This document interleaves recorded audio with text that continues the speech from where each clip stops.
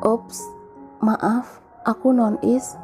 Ambu dan Abah langsung saling pandang, tapi tidak dengan Iqbal yang langsung paham apa yang dikatakan Kahyangan. Non-is teh naon? Tanya Ambu pada putranya. Non-Islam, mungkin Nasrani atau yang lainnya, Bu. Jawab Iqbal dengan nada pelan. Oh, pantas sering dengar, tapi belum paham. Biasanya kalau yang begitu tuh langsung aja bilangnya Kristen, Buddha, Katolik atau Hindu, bukan non-is. Ujar Ambu yang membuat Kahyangan tersenyum. Aku Nasrani, Ambu, anak Tuhan Yesus, ucapnya lebih jelas. Iya, mau apapun juga sama aja lah bagi Abah sama Ambu. Timpal Abah yang ternyata sudah mulai memakan makanannya. Terima kasih sudah mau menerimaku tanpa membedakan.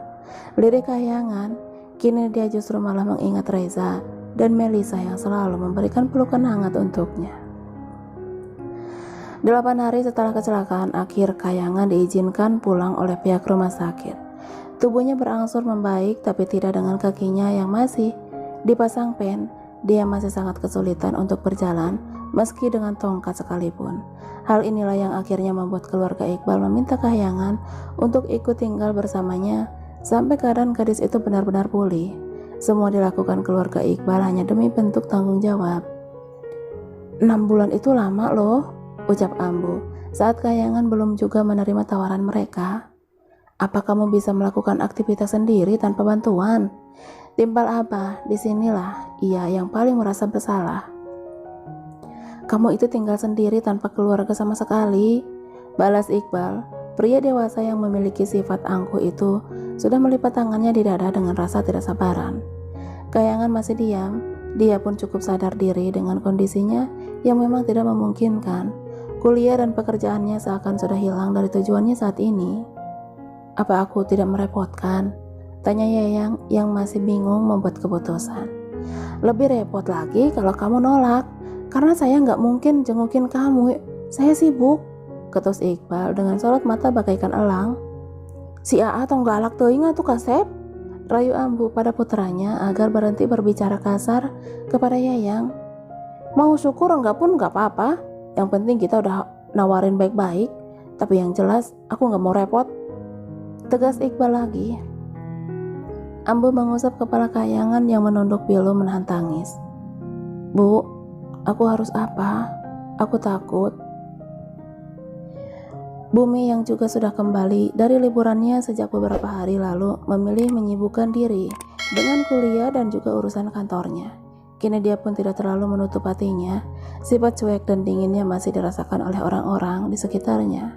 Tapi setidaknya Bumi sudah mau jika diajak bergabung dengan yang lainnya, meski harus diam 1000 bahasa karena selalu asik dengan dunianya sendiri. Bu, masih sama cewek sastra? Tanya salah satu temannya saat ia dan yang lainnya ada di sebuah kafe baru dekat kampus. Enggak, jawabnya singkat, padat dan jelas, tanpa menoleh. Oh, kirain masih. Bumi tetap fokus pada layar ponselnya, enggan menanggapi ucapan temannya itu. Bahkan beberapa pertanyaannya pun tidak ia jawab sampai ada satu ucapan temannya itu yang langsung membuat Bumi menoleh sambil menautkan kedua alisnya. Kata cewek gue, Yayang udah lama gak kelihatan, gak tahu kemana deh.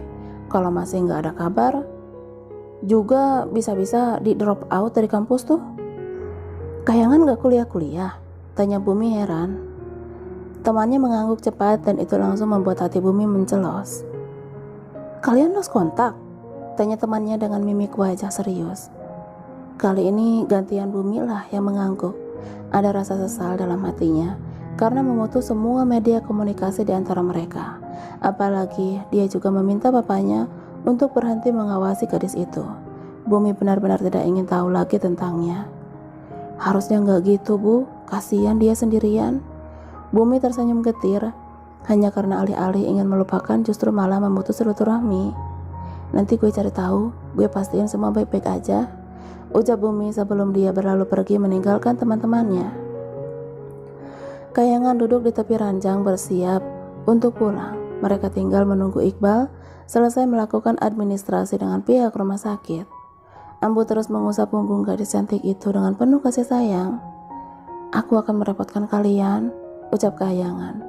Jangan berpikir seperti itu. Ambu sudah menganggapmu sebagai anak Ambu. Bersikaplah biasa, pinta wanita bergamis biru muda itu.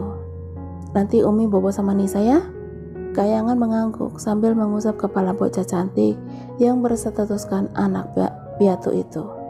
Rasa sayang sudah Kahyangan rasakan semenjak Nisa selalu bergelayut manja kepadanya. Tapi kita tidak tinggal di kota ini. Maaf, kami baru mengatakannya, kata Abah sambil menyenggol lengan istrinya. Di mana? Tanya Kahyangan dengan mengernyitkan dahinya. Kota X.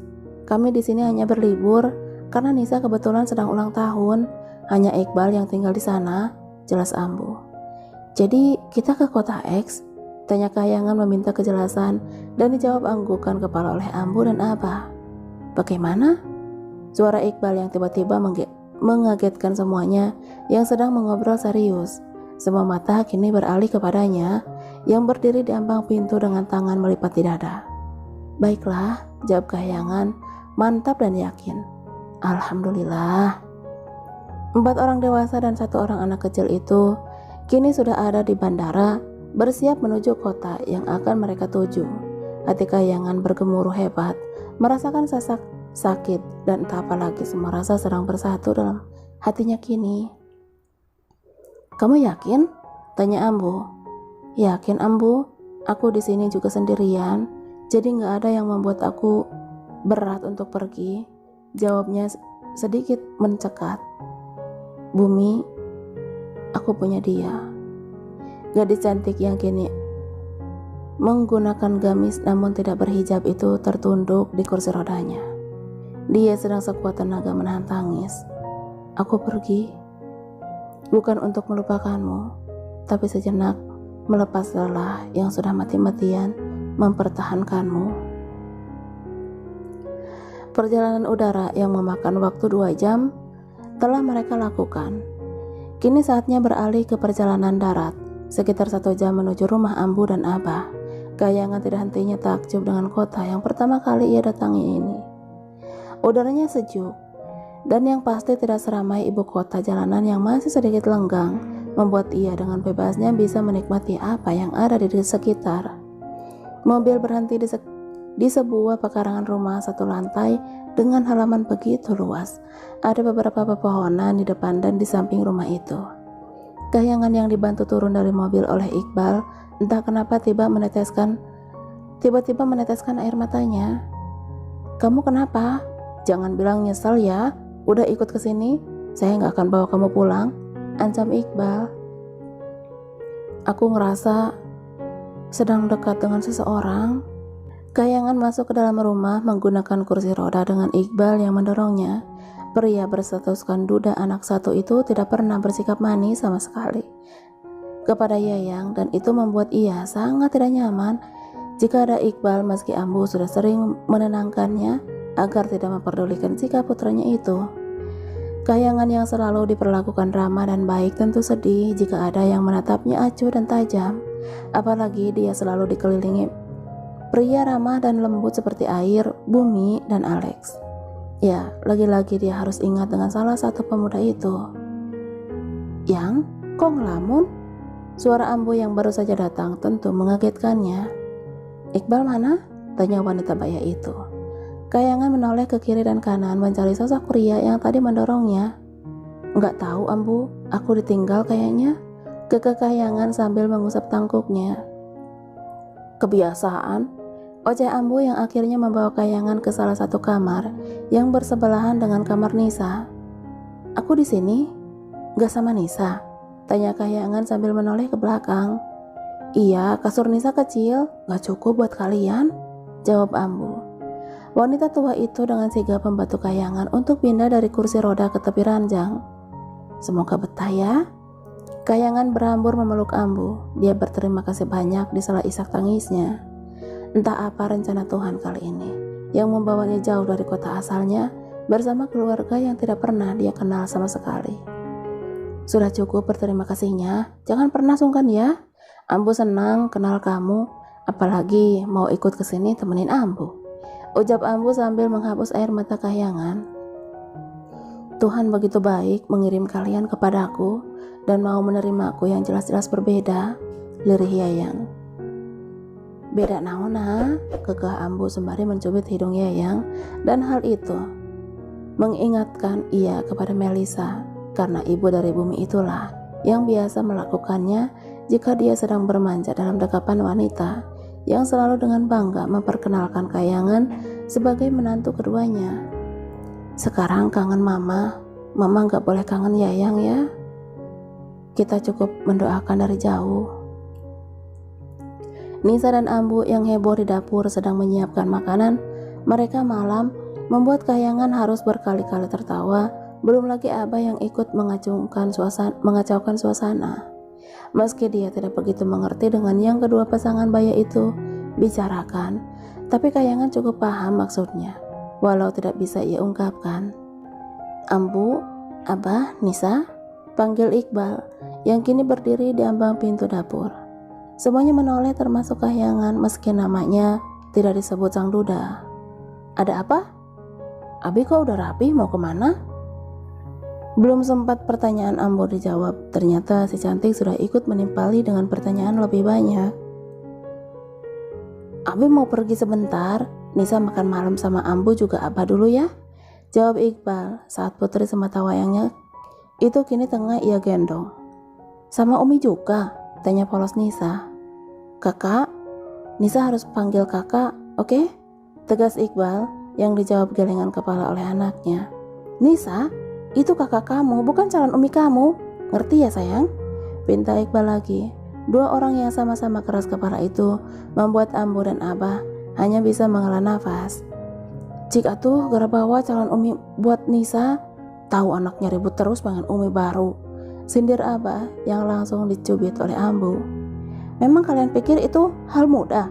Gerutu Iqbal yang kesal, dan pria itu semakin kesal saat melihat Kayangan menahan tawa sambil menunduk. Untung kamu cakep, gak jadi saya bilang gila. Sepeninggal Iqbal, kini tinggal Ambu, Abah, Nisa, dan Kayangan yang berada di dapur. Hari yang semakin sore membuat wanita berhijab coklat itu dengan cepat merapikan semua sisa makanannya. Yayang, belum bisa bantu banyak di sini, Ambu. Gak apa-apa, kamu gak boleh capek dulu, saut Ambu mengusap kepala gadis itu, lalu mendorongnya ke ruang tengah. Sudah maghrib, Ambu mau siap-siap untuk sholat dulu dengan Nisa. Kayangan hanya mengangguk pelan dan dia memilih tetap di ruang tengah saat Ambu menawarinya untuk ke kamar. Selang 10 menit azan maghrib berkumandang dengan begitu merdunya mengajak seluruh umat muslim untuk menjalankan kewajiban. Ambu dan Nisa sudah bersiap di ruangan yang dikhususkan untuk menunaikan ibadah sholat dan mengaji. Kayangan yang masih duduk di ruang tengah hanya bisa memperhatikan dalam diam. Dia langsung ingat keluarga Rahardian yang kini jauh darinya. Dulu saat Melisa belum tahu keyakinannya, dia selalu menghindar, bahkan menghilang tiba-tiba jika waktu menunaikan ibadah hampir tiba. Tapi pada saat semuanya sudah terbongkar, Kayangan semakin nyaman ada di tengah-tengah keluarga itu karena tidak perlu berpura-pura lagi.